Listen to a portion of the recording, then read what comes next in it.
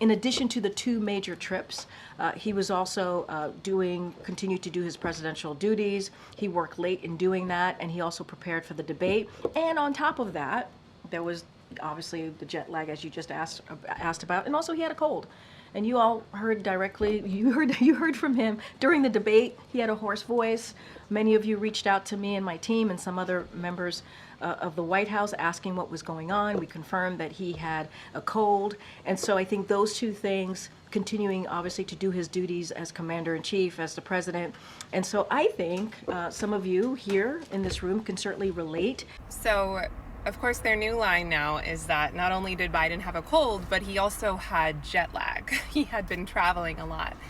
And a lot of people have been pointing out that Biden was at Camp David for a week prior to the debate. So, and rightfully so, they're pointing that out. So he didn't have jet lag. He was at Camp David prepping for the debate for a week.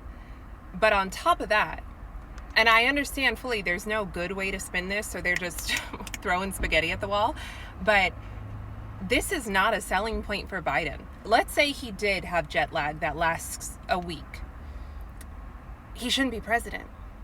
If a cold and jet lag a week later, or even legit jet lag, like you just got off a plane, if that knocks you down to that level, to where you don't even know what you're saying, we finally beat Medicare, you shouldn't be president. You can argue day and night that this man doesn't have some form of dementia, and I would think that you're a dishonest hack for saying that, but regardless of whether or not this man has dementia, he is not fit to be president if he cannot operate at his highest level, even in the midst of stress, even in the midst of traveling, even in the midst of maybe not being at his top physical peak because he has a cold. Are they trying to tell us that his second term is going to be easier? He's not going to have to travel as much. He's not going to get a cold. They can guarantee us that from the ages of 82 to 86, which is how old Biden would be when he left office for his second term, that he's not going to travel and have a cold at the same time.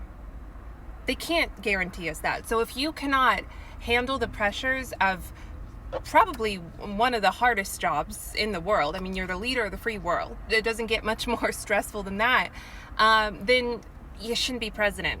So even if this lie were really the truth, and of course it's not, we know that this man has some form of dementia, it is not a selling point for Biden. He is not fit to be president.